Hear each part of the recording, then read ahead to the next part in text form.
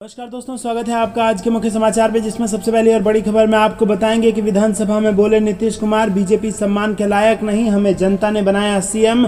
दूसरी बड़ी खबर में जिक्र होगा कि तेजस्वी यादव का बयान, बोले बीजेपी की 3 जमाई, इनकम टैक्स, ईबी और सीबीआई, पार्टी ने जताया विरोध। तीसरी बड़ी खबर में जिक्र होगा कि लालू प्रसाद यादव को कोर्ट ने किया बरी, सीबीआई छापों के बीच मिली बड़ी राहत।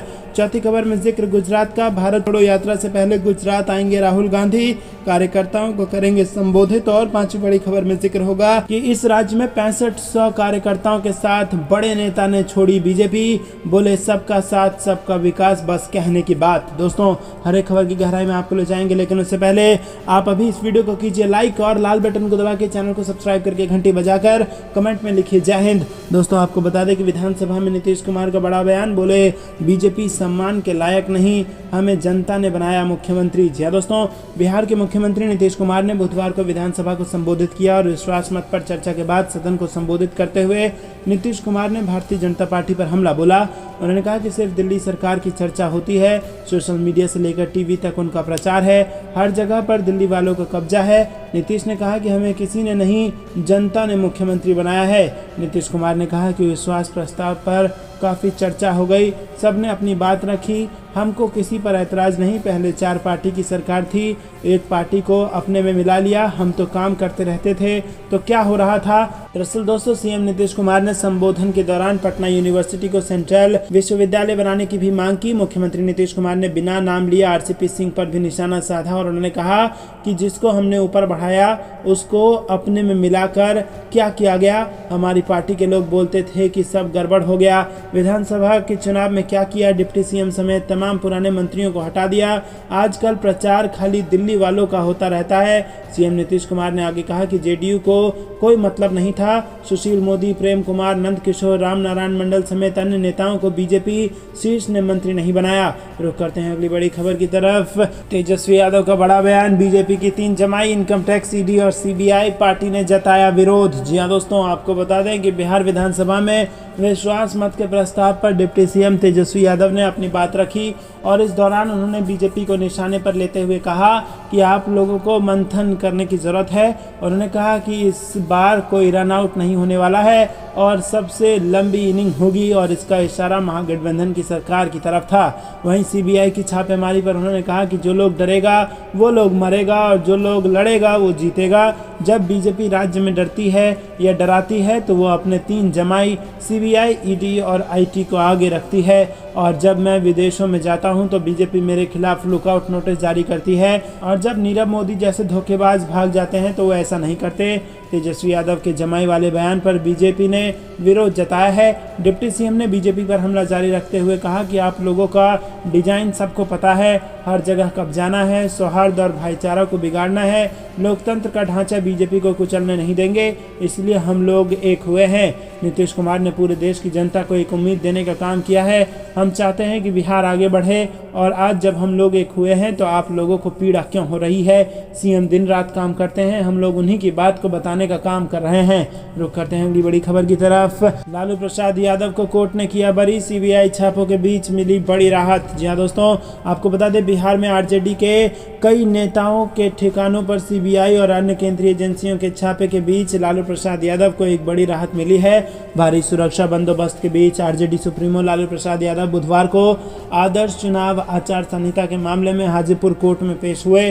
पेशी के दौरान लालू ने अपने को निर्दोष बताया। साक्ष्य के अभाव कोर्ट ने लालू को बरी करने और आदेश जारी किया कि लालू प्रसाद यादव के कोर्ट में पेशी के दौरान भारी संख्या में आरजेडी के नेता एवं कार्यकर्ता मौजूद थे। दोस्तों, आपको बता दें कि लालू प्रसाद यादव कोर्ट से निकलने के बाद सीधे पटना के लिए रवाना हो गए। मीडिया की ओर से सवाल पूछे जाने पर उन्होंने कुछ बोलने से परहेज किया और इस दौरान कोर्ट परिसर के बाहर समर्थकों ने लालू यादव जिंदाबाद के नारे लगाए। कोर्ट परिसर में सैकड़ों की संख्या में लालू समर्थक जुटे थे। गौरतलब है कि अपर मुख्य न्यायिक दंडाधिकारी प्रथम स्मिता राज ने राष्ट्रीय जनता दल के राष्ट्रीय अध्यक्ष लालू प्रसाद यादव को गंगा ब्रिज थाना में दर्ज एक आदर्श आचार उल्लंघन के मामले में बुधवार 27 अप्रैल को आरोप गठित किया था। दोस्तों रुक करते हैं अगली बड़ी खबर की तरफ। भारत जोड़ो यात्रा से पहले गुजरात आएंगे राहुल गांधी, कार्यकर्ताओं को करेंगे संबोधित। जी हां दोस्तों, गुजरात में इस साल के अंत में विधानसभा का चुनाव होना है और इसके लेकर कांग्रेस अब गुजरात में एक्टिव हो चुकी है। गुजरात कांग्रेस के प्रवक्ता मनीष दोशी ने कहा कि भारत में लोकतंत्र को बचाने के लिए सोनिया गांधी, राहुल गांधी और प्रियंका गांधी हजारों कांग्रेस कार्यकर्ताओं के साथ 7 सितंबर को भारत जोड़ो रैली शुरू करेंगे और इस संबंध में और गुजरात चुनाव को देखते हुए राहुल गांधी 5 सितंबर को गुजरात पहुंचेंगे। राहुल गांधी विशेष रूप से जिन्हें चुनाव के लिए बूथों की जिम्मेदारी दी गई है और पार्टी कार्यकर्ताओं को संबोधित करेंगे।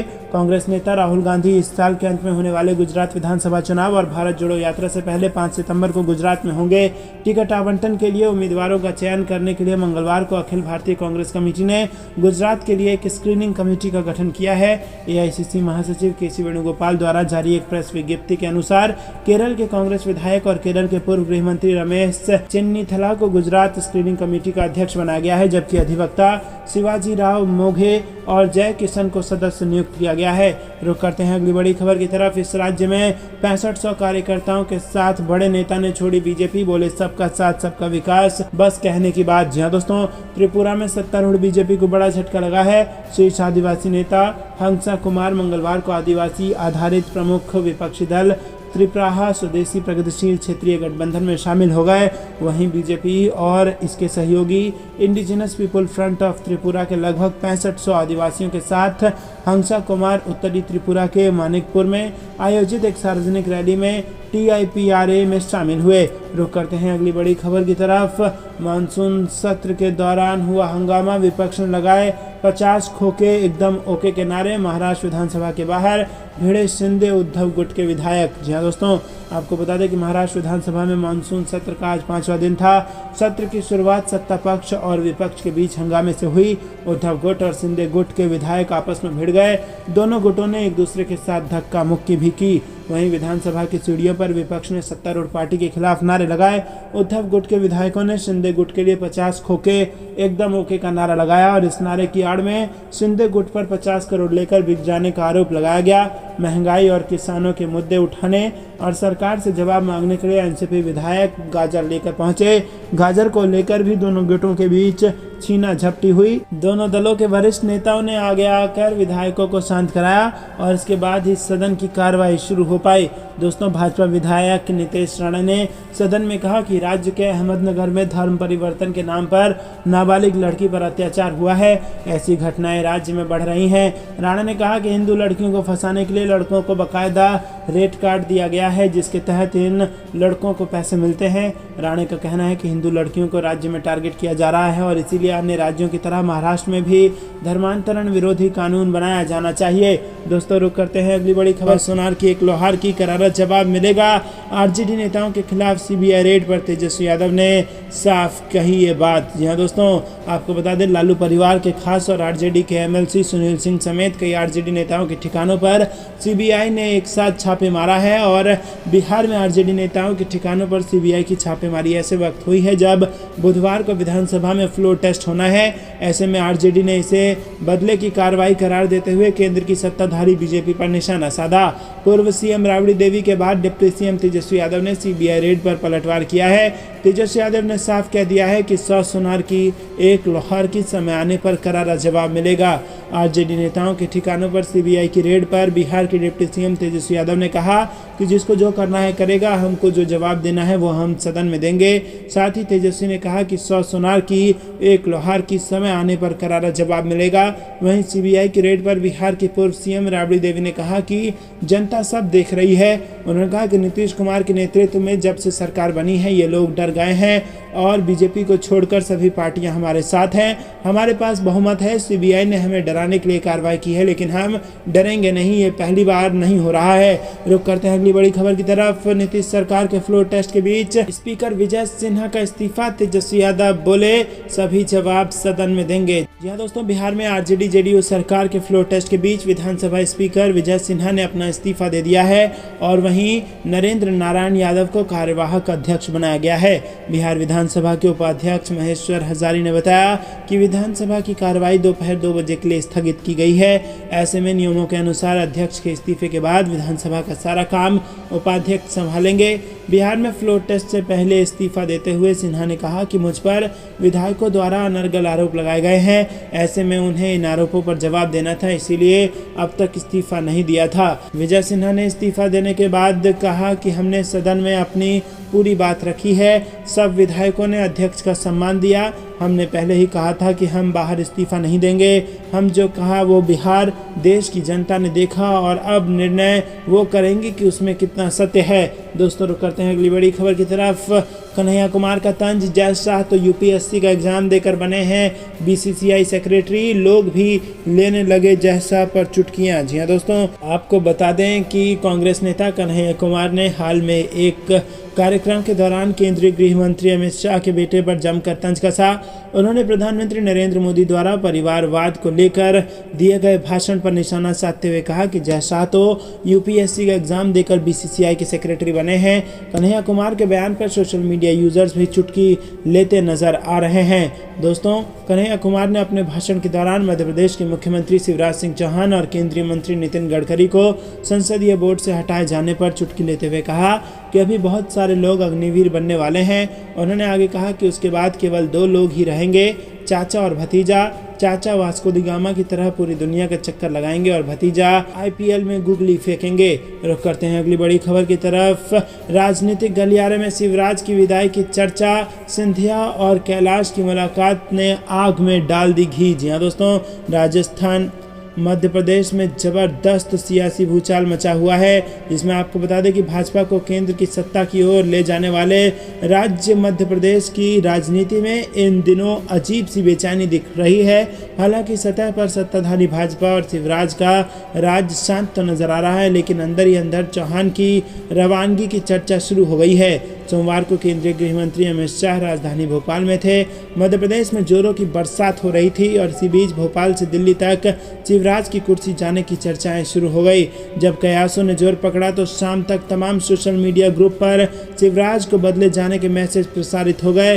हालांकि इन संदेशों की पुष्टि नहीं हुई है, लेकिन तमाम राजनीतिक विश्लेषक इन्हें अफवाह करार ही देते हैं। और इसी बीच शाम को केंद्रीय नागरिक उड्डयन मंत्री ज्योतिरादित्य सिंधिया इंदौर पहुंच गए और वो सीधे भाजपा के राष्ट्रीय महासचिव कैलाश विजयवर्गीय के घर पहुंचे और इस तरह के बयान दिए कि शिवराज को बदले जाने की अफवाहों को फिर से बल मिल गया। मध्य प्रदेश में सत्ता का चेहरा बदलने की बातें इससे पहले कभी इतनी प्रबलता से राजनीतिक गलियारों में नहीं गूंजी। दोस्तों, रुक करते हैं अगली बड़ी खबर की तरफ। लाल सिंह चड्ढा का इंटरनेशनल बॉक्स ऑफिस पर धमाल, द कश्मीर फाइल्स समेत कई फिल्मों को पछाड़ा। जी हाँ दोस्तों, आपको बता दें कि आमिर खान की फिल्म लाल सिंह चड्ढा को भारत में मिला जुला रिस्पॉन्स मिला और बॉक्स ऑफिस पर अच्छी कमाई नहीं कर पाई, लेकिन फिल्म ने इंटरनेशनल बॉक्स ऑफिस पर कई रिकॉर्ड तोड़ दिए हैं। बॉलीवुड हंगामे के अनुसार फॉरेस्ट गंप की हिंदी रीमेक अब अंतर्राष्ट्रीय बाजारों में 2022 की सबसे ज्यादा कमाई करने वाली हिंदी फिल्म है।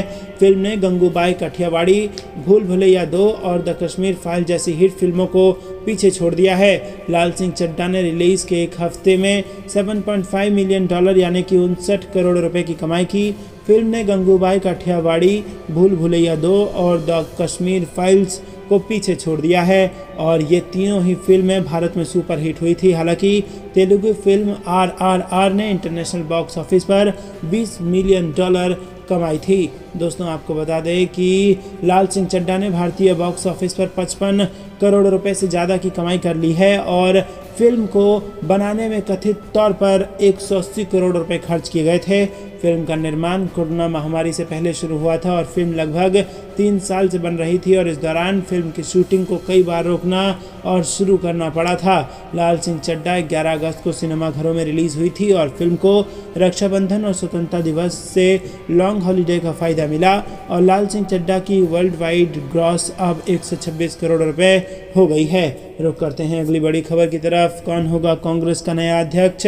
इस शर्त को मानने के बाद गहलोत के नाम पर लग सकती है मोहर। जी हाँ दोस्तों, आपको बता दें कि देश में कांग्रेस कांग्रेस का तारणहार इस बार गैर गांधी परिवार से हो सकता है।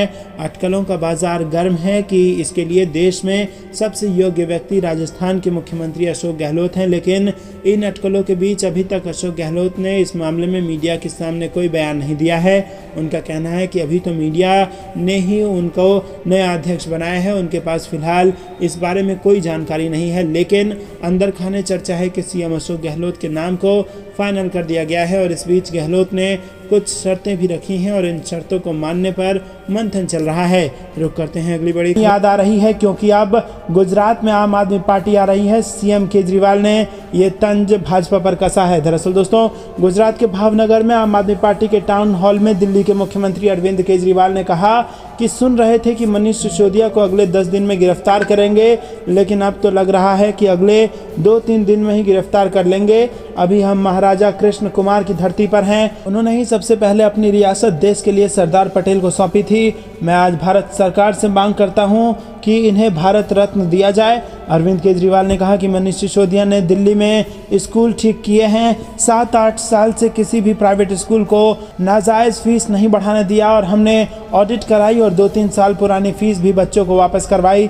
और इन सब के बाद जब न्यूयॉर्क टाइम्स ने सिसोदिया और बच्चों की तस्वीरें छापी तो भाजपा नेता ने बुलाया और कहा कि ये कैसे छपी, हमारी क्यों नहीं छपी। उसने कहा कि पैसे दिए हैं उन्हें। नेता ने कहा कि 10 गुना पैसे दे दो उन्हें और हमारी छपवाओ। उन्होंने न्यूयॉर्क टाइम्स को फ़ोन किए और कहा कि 100 करोड़ देंगे, हमारी फ़ोटो छपवाओ। न्यूयॉर्क टाइम्स ने कहा कि हम बिकते नहीं हैं, दुनिया में सब कुछ बिकता नहीं है। सिसोदिया ने चप्पल घिसकर स्कूलों को ठीक किया है। हर सुबह 7 बजे स्कूल जाते हैं और पहली बार इनकी नानी याद आ रही है, क्योंकि अब आम आदमी पार्टी गुजरात में आ रही है। रुक करते हैं अगली बड़ी खबर की तरफ। गुजरात में सिसोदिया की 2 टूक, मेरी गर्दन ईमानदारी की, किसी सिकंजे में नहीं फंसेगी। जी हाँ दोस्तों, गुजरात में आम आदमी पार्टी लगातार भारतीय जनता पार्टी की सरकार पर हमलावर है। आम आदमी पार्टी के नेता और दिल्ली के उप मुख्यमंत्री मनीष सिसोदिया ने मंगलवार को भावनगर में युवाओं के साथ शिक्षा रोजगार विषय पर संवाद किया। इस दौरान उन्होंने कहा कि मेरी गर्दन ईमानदारी की है और ये किसी सिकंजे में नहीं फंसेगी। युवाओं को संबोधित करते हुए उन्होंने कहा कि दिल्ली में आम आदमी पार्टी की सरकार बनने के बाद 12 लाख युवाओं को रोजगार मिला है और अब दिल्ली में पर्चे आउट नहीं होते। आम आदमी पार्टी नेता सिसोदिया ने कहा कि गुजरात के सरकारी स्कूल और कॉलेज की हालत बहुत ख़राब है, इसमें सुधार की ज़रूरत है। यही स्थिति पहले दिल्ली में भी थी और वहां आम आदमी पार्टी की सरकार बनने के बाद परिस्थितियां काफ़ी बदली हैं। उन्होंने कहा कि दिल्ली में अरविंद केजरीवाल ने युवाओं को रोज़गार देने का काम किया है। गुजरात में भी खूब नौकरियां हैं, लेकिन यहाँ नौकरी देने वाले नहीं हैं और यहाँ युवाओं को रोज़गार दिलाने के लिए कोई ठोस नीति नहीं है। उन्होंने बताया कि वर्ष 2015 में जब दिल्ली में अरविंद केजरीवाल मुख्यमंत्री बने तो वहाँ भी ऐसी ही हालत थी और पता चला कि 2007 से यहाँ रिक्तियों के सापेक्ष भर्ती नहीं हुई है और इसीलिए सभी विभागों में खूब वैकेंसी है। इन वैकेंसी को भरने के लिए ना तो कोई बात करने वाला है और ना ही सुनने वाला है। इस संबंध में दिल्ली भर्ती बोर्ड से पूछने पर बताया गया कि इन सभी वैकेंसी को भरने में कम से कम 35 साल लगेंगे, लेकिन आम आदमी पार्टी की सरकार बनने के बाद इस दिशा में तेजी से काम हुआ। रुक करते हैं अगली बड़ी खबर की तरफ। गुजरात में केजरीवाल ने लगाया महाव्यापम घोटाले का आरोप। जी हाँ दोस्तों, बता दें आपको कि दिल्ली के मुख्यमंत्री अरविंद केजरीवाल ने मंगलवार को आरोप लगाया कि भारतीय जनता पार्टी शासित गुजरात में महाव्यापम घोटाला हुआ है और राज्य सरकार की भर्ती परीक्षाओं के प्रश्न पत्र वर्षों से लीक होते रहे हैं। उन्होंने वादा किया कि अगर इस साल के अंत में राज्य में होने वाले विधानसभा चुनाव में आम आदमी पार्टी सत्ता में आती है तो प्रश्न पत्र लीक के खिलाफ कानून बनाया जाएगा, जिसमें 10 साल की जेल का प्रावधान होगा।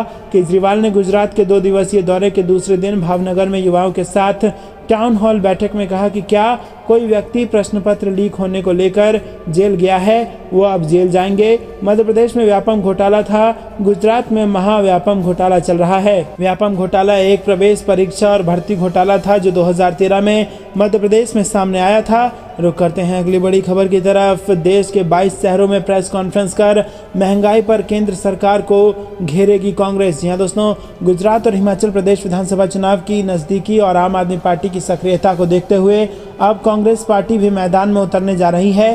कांग्रेस महंगाई को मोदी सरकार के खिलाफ बड़ा मुद्दा बनाकर जनता के बीच जाएगी। कांग्रेस नेता 29 अगस्त को 22 शहरों में प्रेस कॉन्फ्रेंस कर महंगाई के खिलाफ केंद्र सरकार को घेरेंगे। बता दें कि इससे पहले इसी महीने 5 अगस्त को केंद्र ने देश भर में महंगाई, केंद्रीय एजेंसियों के दुरुपयोग और जीएसटी को लेकर बड़ा प्रदर्शन किया था। सबसे दमदार प्रदर्शन दिल्ली में देखा गया था। गांधी परिवार के तीनों सदस्य इसमें शामिल हुए थे। कांग्रेस के सभी नेता और कार्यकर्ता काले कपड़े में थे और कांग्रेस के पूर्व अध्यक्ष राहुल गांधी को संसद भवन से राष्ट्रपति भवन जाने के क्रम में हिरासत में ले लिया गया था। वहीं कांग्रेस महासचिव प्रियंका गांधी को प्रधानमंत्री आवास की ओर जाने के क्रम में हिरासत में ले लिया गया।